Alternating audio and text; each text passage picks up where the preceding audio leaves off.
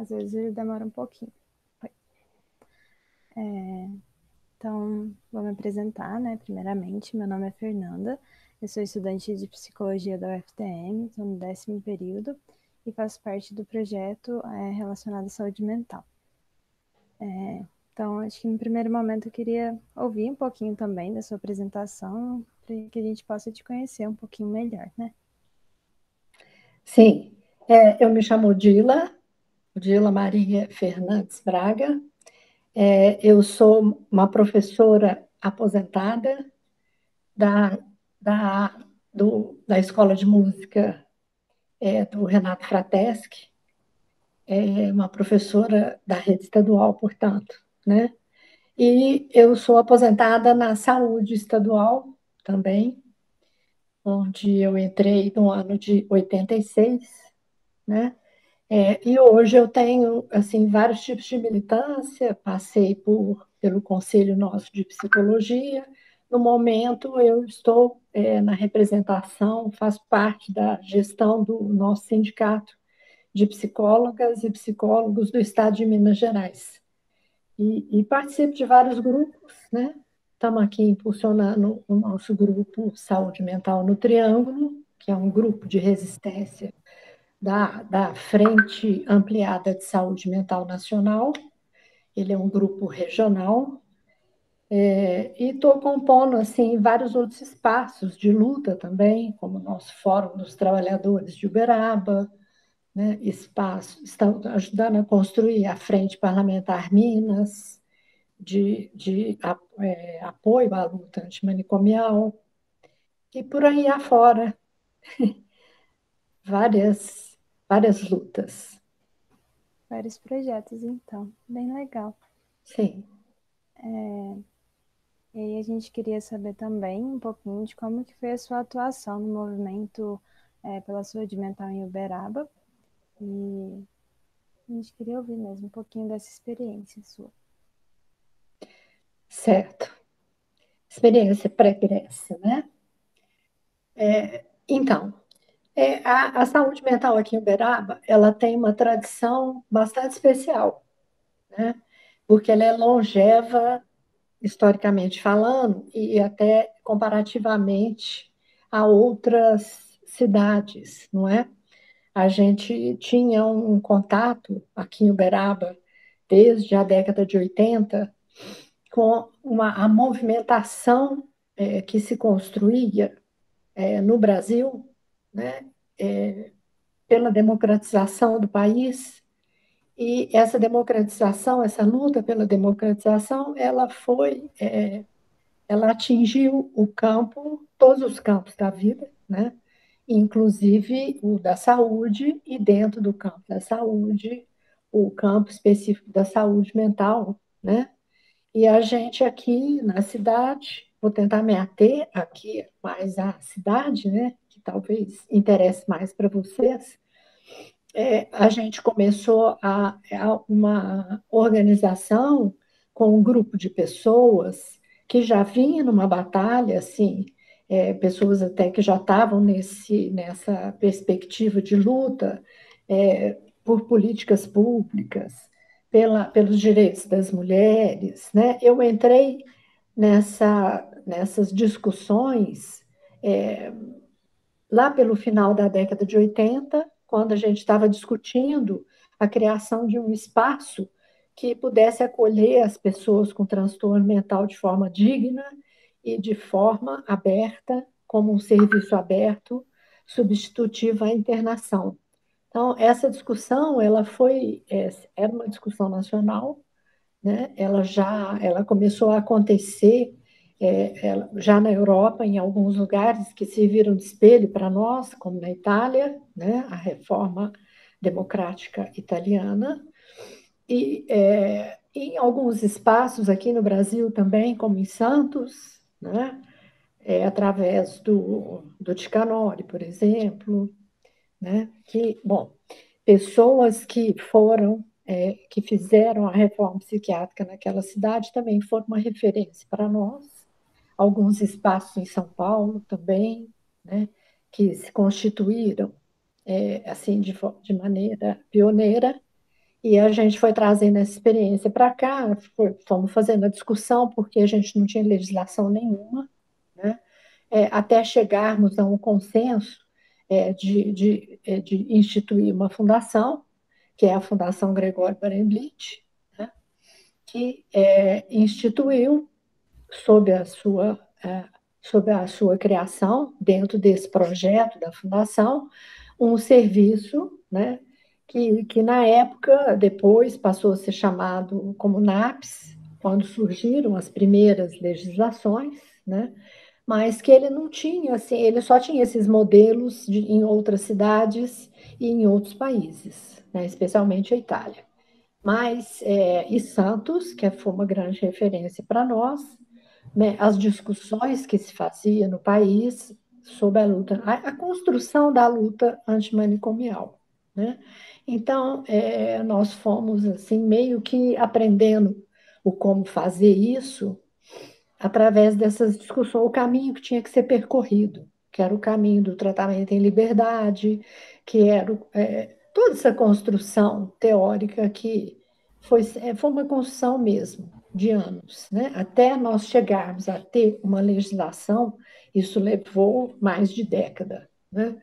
Então, aqui em Uberaba, nós acabamos por instituir a Fundação Gregório Barenblit e junto com ela o CAPS Maria Boneca no início da década de 90, bem no comecinho, né? Então, antes de ter qualquer legislação nacional que pudesse dar cobertura, pelo menos uns 3 anos antes, a gente já estava com o serviço aberto, em funcionamento ao longo do dia, né, de permanência dia, já desde o início também, fazíamos as oficinas, atendíamos também adolescentes usuários de álcool e drogas que nos eram encaminhados. A gente fazia no início um atendimento para a pessoa com transtorno mental e em oficinas separadas, mas era o mesmo espaço físico, para esses adolescentes que o Conselho Tutelar nos encaminhava, né, nesse início.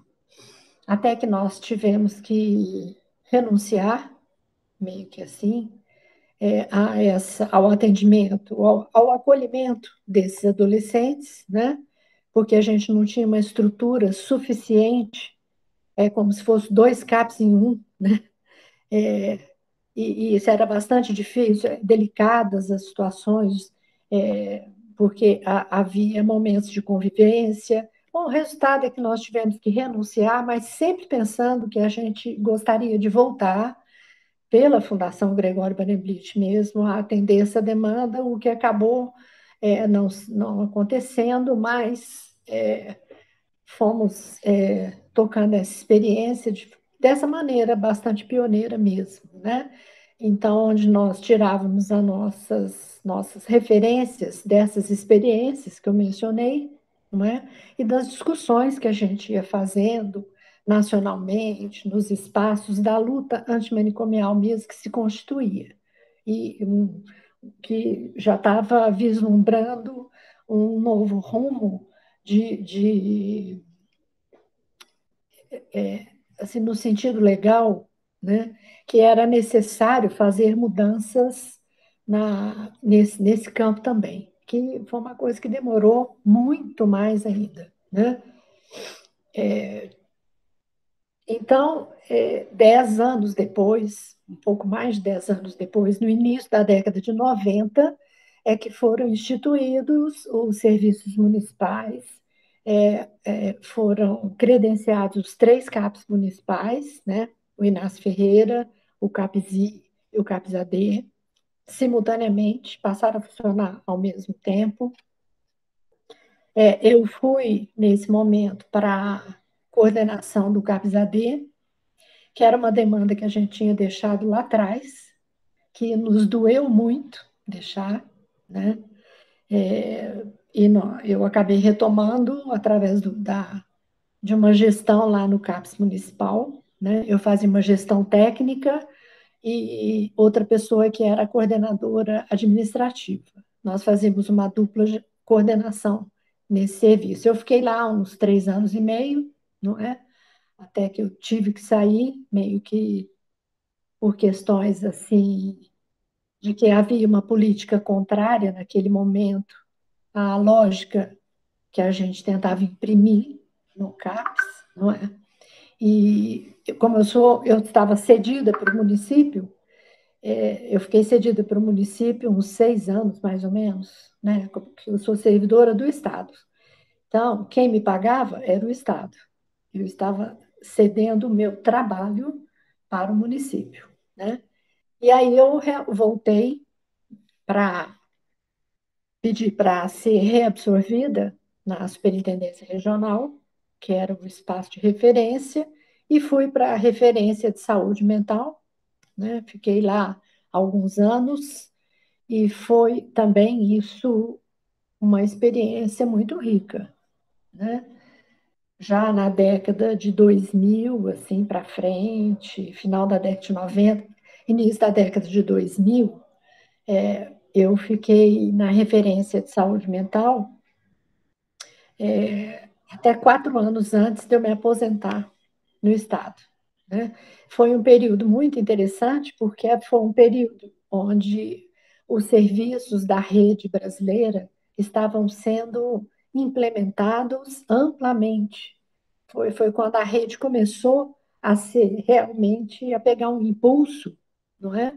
E se espalhar por todo o Brasil nesses milhares de CAPs que nós temos hoje, que são poucos ainda para o que nós precisamos, né? Mas é uma experiência muito legal que eu pude acompanhar a, as discussões sobre a implementação de CAPs na nossa região Triângulo Sul aqui, que é a região de referência da nossa superintendência regional, né? Em Frutal, fazer discussão em Iturama com os gestores, e em Araxá, em vários lugares, né? Aqui da nossa região Triângulo Sul. Era um momento feliz, né? A gente tinha reuniões regulares com a Coordenação Estadual de Saúde Mental, que estava em plena produtividade, né? Impulsionando esse tipo de proliferação, de orientação para o crescimento de mais serviços, né? Enquanto nós tivemos uma grande companheira nossa à frente da Coordenação Estadual de Saúde Mental, que foi a Marta Elizabeth, né? Ela ficou lá alguns anos e foi um período muito produtivo, porque o estado inteiro se reunia mensalmente em Belo Horizonte, os coordenadores de saúde mental, então tinha uma unidade de ação e uma fortaleza política também, esse grupo da saúde mental no estado de Minas Gerais. Aliás, o nosso estado ele tem uma potência muito grande de construção de rede, de construção teórica, prática e política, né? Nós temos uma competência que foi adquirida através de todo esse conjunto de militância, que é enorme, né? Mas, assim, é bastante significativa a contribuição de Minas para a luta antimanicomial e para os rumos, né? Inclusive agora que a gente está nessa luta de resistência, né? Junto com o Brasil todo, a gente tem um papel bastante importante também. A gente, que eu digo, é nós em Minas, né? E a gente aqui em Uberaba também, estamos juntos regionalmente, temos pessoas de várias cidades, né, fazendo esse enfrentamento. Eu acho que eu já falei muito. Tentei historiar um pouquinho até chegar aqui aos dias de hoje. Eu acho que é um relato que inspira muito a gente, né? A entender mesmo como foi todo esse processo, e como tem mesmo, né? Todo esse movimento, toda essa força, essa potência mesmo. E assim, a próxima pergunta também é um pouquinho nesse sentido. E é sobre como foi a criação e qual a importância dos dispositivos de cuidado aberto em saúde mental na cidade, isso, em Uberaba. Certo. Eu acho que essa importância, como eu te falei, a gente tem um certo pioneirismo aqui, né? Temos uma rede muito grande, privilegiada mesmo com relação a vários outros lugares, não é? Temos, assim, praticamente quase todos, né? É muito pouca coisa que é prevista na legislação brasileira que a gente ainda não tem aqui na cidade, né? Mas praticamente todos os serviços previstos para dar conta da rede de saúde mental a gente tem, e a gente tem muitas lutas para fazer também, com certeza, né? Para a gente chegar num ponto como na Itália, onde manicômios não existem, a gente ainda tem um longo percurso, porque essa é uma batalha também, como é moda falar agora, né? Uma batalha de narrativas. E a luta antimanicomial brasileira, eu considero ela assim vitoriosa, no sentido mesmo de ganhar corações e mentes das pessoas, que hoje em dia ninguém defende manicômio, as pessoas sabem, de modo geral, não é? Que ninguém pode ficar internado naquelas condições horríveis como acontecia no passado. Todo mundo sabe hoje em dia que a pessoa com transtorno mental é um cidadão de direitos, e isso tudo é fruto desta luta que produziu uma mudança de paradigma importantíssima no Brasil, né? Nem todo o país conseguiu isto, né? Nós sabemos que a Itália conseguiu. A Itália tinha um Basaglia, não é? À frente desse processo, e vários outros, né?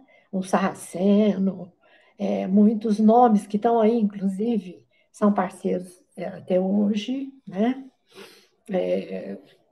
Acompanhando os processos brasileiros, estendendo a sua experiência, ensinando. Mas, assim, eu acho que é bom que se saiba que nem sempre foi assim, né? Que isso foi fruto de uma luta já de, não sei, acho que nós estamos indo já para a terceira geração. Não sei se é a segunda ou a terceira.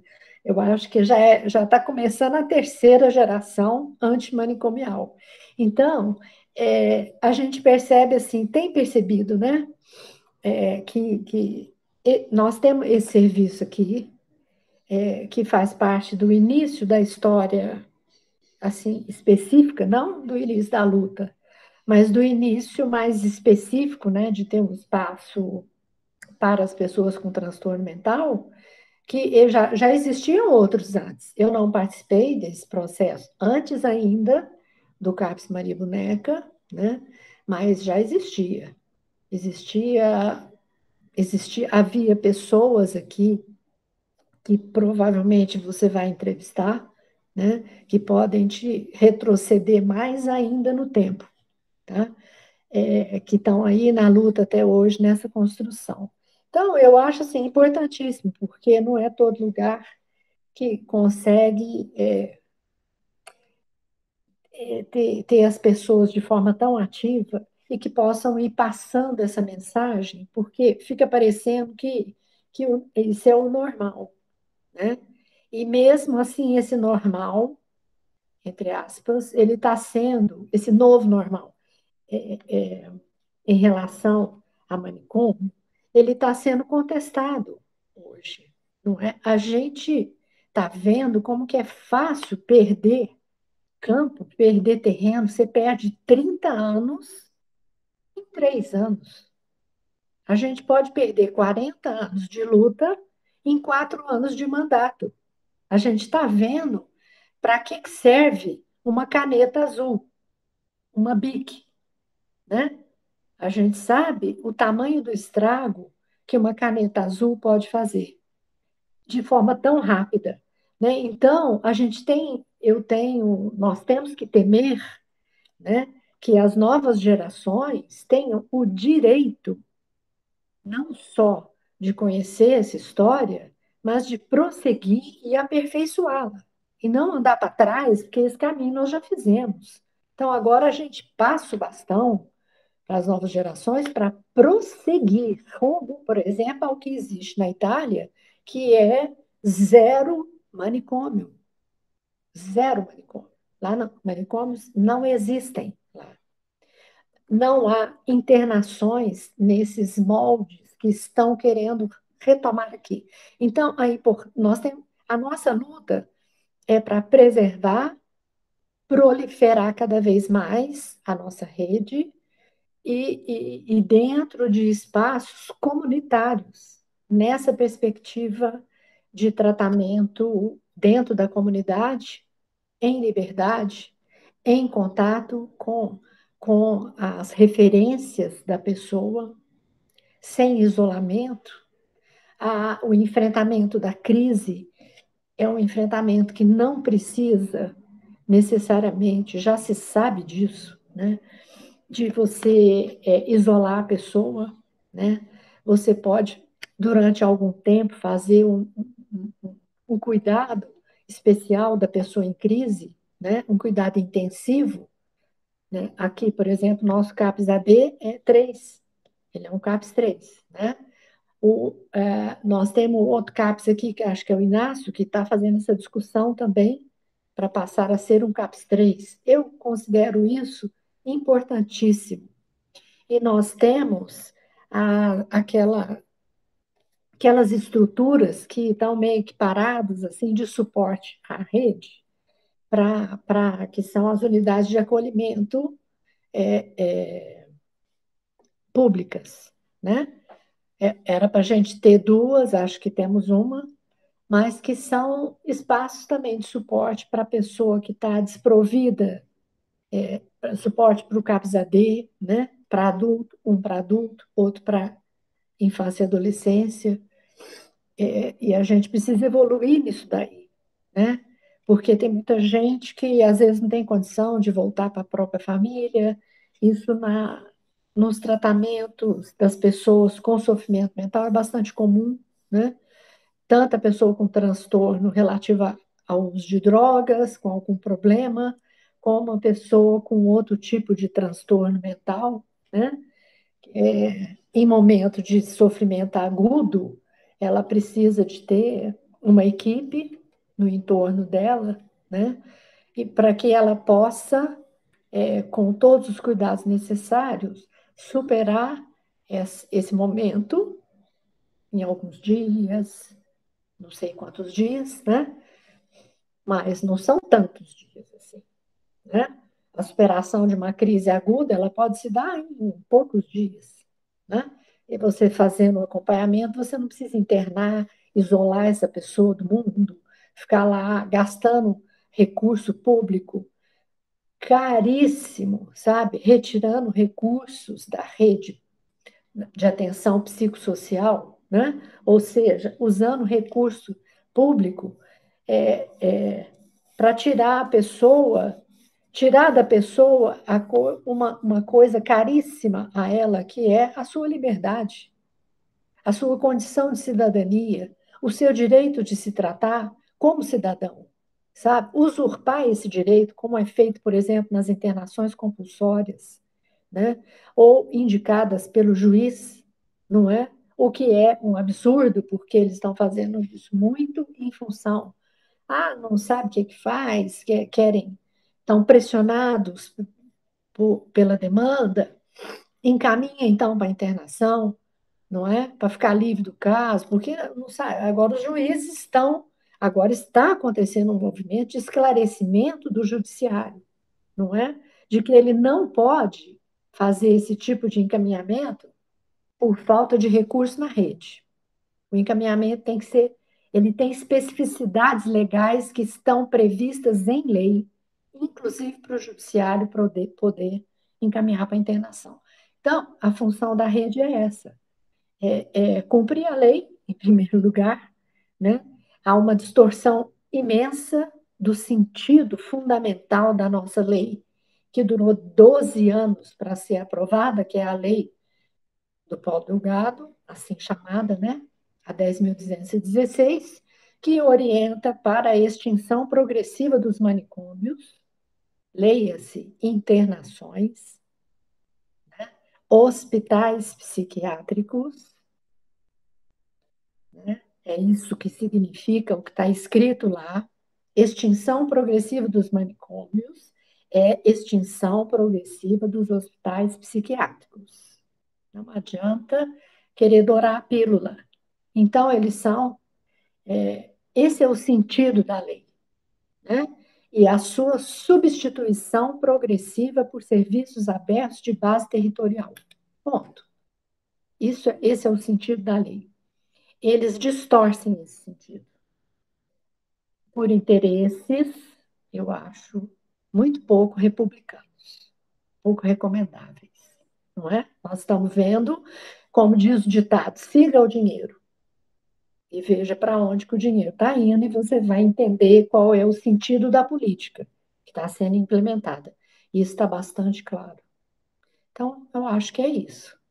Nosso poder está em lutar pela nossa rede, a existente, e a que ainda precisa de vir a existir para cobrir todo o território brasileiro, para que, enfim, a gente chegue a ser como a Itália, para que a gente cumpra integralmente 100% o que está previsto na Lei 10.216.